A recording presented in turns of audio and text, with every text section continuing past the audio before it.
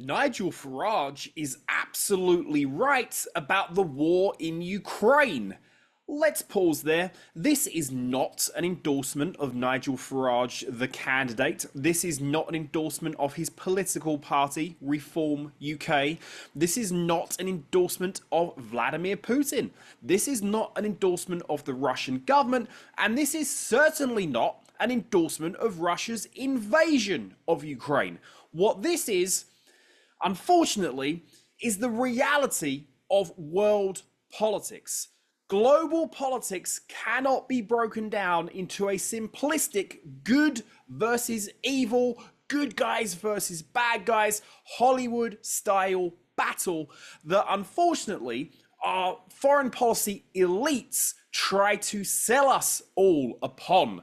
That is not the real world. But of course, the foreign policy elites in London and Paris and Washington, D.C., they have to try to convince you that we are fighting against some evil force and we are the ultimate force of good, because otherwise you probably wouldn't do a very good job of paying for these wars and, perhaps more importantly, fighting and dying in them. So the bottom line here is, do not fall for this.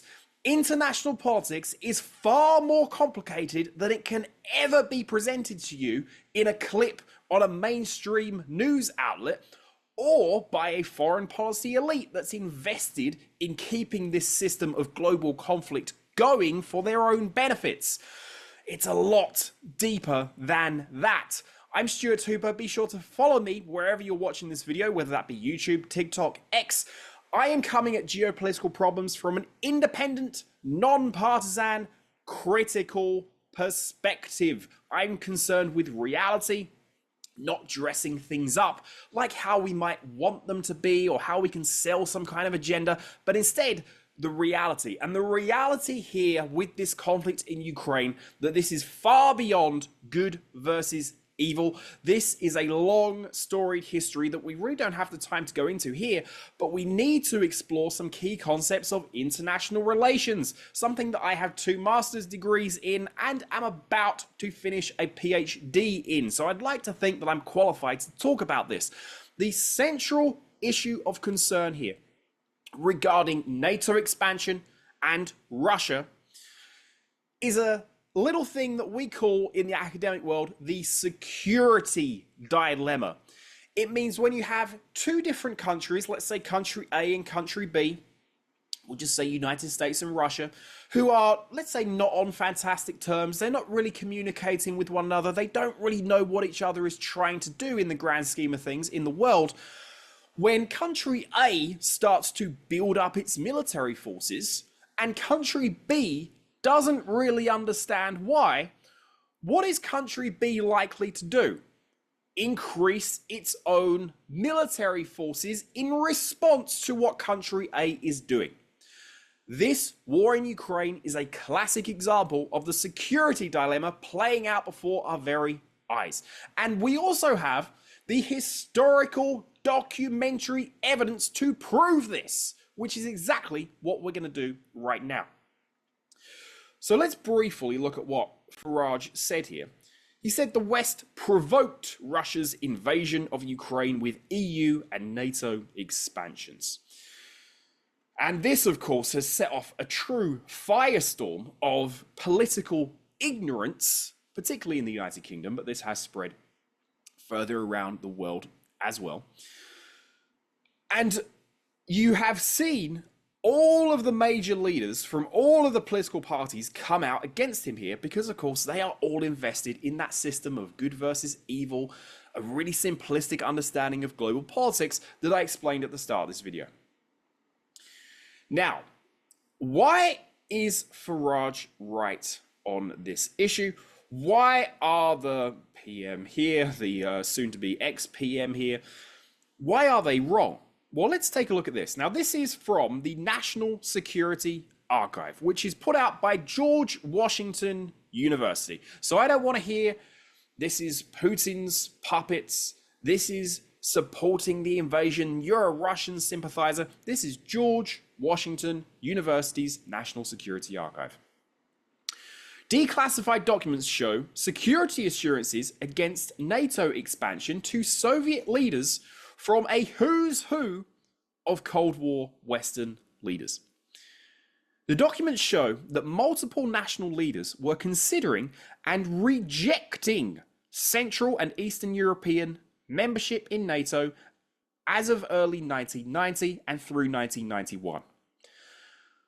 The discussions of NATO in the context of German unification negotiations in 1990 were not at all narrowly limited to the status of East German territory, and that subsequent Soviet and Russian complaints about being misled about NATO expansion were founded in written contemporaneous memcons and telecons at the highest levels.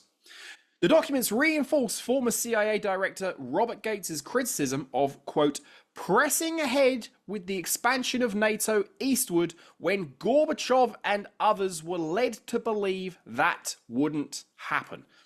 And I would encourage all of you to go and read this excellent report that George Washington University put together, which goes through all of the historical documents, all of the promises that were made, and ultimately why our current foreign policy elites are completely wrong on this issue. They have no understanding of how global politics actually work. In the Cold War, at least the foreign policy elites understood the very real dangers of World War III, of a nuclear exchange, and actively worked to try to stop that from happening. Was the Cold War great? Was it a fantastic time for the world? Absolutely not. It was a global catastrophe. But at the very least, the foreign policy elites had a survival instinct. It would appear that our current elites do not have that, considering some of the other headlines that have come up over the last few hours, literally. So let's look at this report here from Channel 4 News, which I think is an interesting one, where we get a very interesting quote here from none other than Boris Johnson, a true foreign policy intellectual. Last night, former Prime Minister Boris Johnson tweeted, "This is nauseating, ahistorical drivel and more Kremlin propaganda. Nobody provoked Putin. To try to spread the blame is morally repugnant." The response today... Here is Boris Johnson from 2016. This is what Boris said. Boris blames the European Union for war in Ukraine. From the Labour leader who once made Boris bashing a weekly sport, the case for the defence. Let me do something that I don't very often do. Praise Boris Johnson. Because, I didn't agree with him on lots of things, and I thought the way he conducted himself in Partygate was a disgrace, and he got kicked out of Parliament. But to be fair, on Ukraine, he took a strong position. I was leader of the opposition, and I said we will support the government, and so there's been unity in Parliament from the outbreak of that conflict. So what has Keir Starmer just told you there? He's told you that you, the voter, have absolutely no choice on British foreign policy decisions because the Labour Party is in lockstep with the Conservative Party. They're giving you the exact same set of options. Oh, and by the way, that's not really a set of options, it's one option. You get to support this war no matter what, and yeah, at some point you probably may be fighting and dying in World War III, but oh well. This is the primary position of Western foreign policy elites today, and we can continue here looking at the headlines, of course, from a whole lot of people that again do not understand global politics. And here's again a headline from Boris Johnson here. Farage is parroting Putin's lies on Ukraine. Then we have UK's Farage accused of Kremlin propaganda after claiming the West provoked Ukraine invasion. We live in a world with a rising Russia, China, Iran, India, a large number of countries that have been really on the sidelines of global affairs for decades. The United States has been the only game in town. That is no longer the world that we live in. We live in a world where Russia and China are quite capable of asserting themselves on the global stage. So when the United States decides that it wants to massively expand where it asserts itself on the global stage, what do you think Russia and China are going to do? This, again, is not a case of good guys versus bad guys. That is a pathetic lens to try to analyze global politics. All that is propaganda to, as I said, get you to pay for and support and probably die for these wars. You are being sold lies. That is exactly what is going on here. And we also found this really interesting quote here from Noam Chomsky, very well-known critic of American foreign policy over the years. Chomsky continued, "Of course it was provoked. Otherwise, they wouldn't refer to it all the time as an unprovoked invasion. By now, censorship in the United States has reached such a level beyond anything in my lifetime. Such a level that you are not permitted to read the Russian position. Literally. Americans are not allowed to know what the Russians are saying, except selected things. So if Putin makes a speech to Russians with all kinds of outlandish claims about Peter the Great and so on, then you're going to see it on the front pages.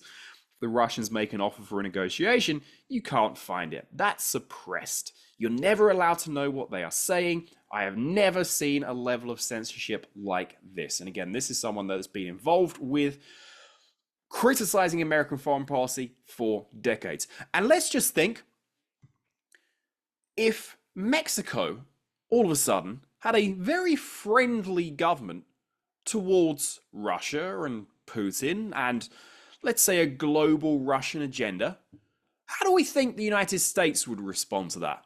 Would the United States sit back and say, "Oh, Mexico's a sovereign country. It can do whatever it wants. If Mexico wants to be friends with Putin and Russia, that's fantastic. In fact, why not send some Russian missiles into Mexico as well? Why not set up a nuclear submarine base there for the Russians down in Mexico? No problem at all." No, that would never, ever happen. And why is that? Because of basic concepts of international relations that every single one of these people that we just examined, all of those political elites, have no understanding of whatsoever. Spheres of influence, balance of power, the security dilemma. This is international relations 101, and they have absolutely no conceivable understanding of that, which I think is accurate, that this does go beyond just a propaganda ploy. These people have no idea what they're doing because they are pushing us closer and closer and closer to World War III. That is the current state of the world. That is the current state of this conflict. And on this issue, at least, Farage has kind of hit the nail on the head. Be sure to follow, subscribe, hit like on this, and leave me your comments below. Hopefully, we can find some people somewhere in the world that would be capable of operating a foreign policy agenda that doesn't send us down the road of nuclear annihilation, but I wouldn't hold your breath on that one. I'll be back with more videos real soon.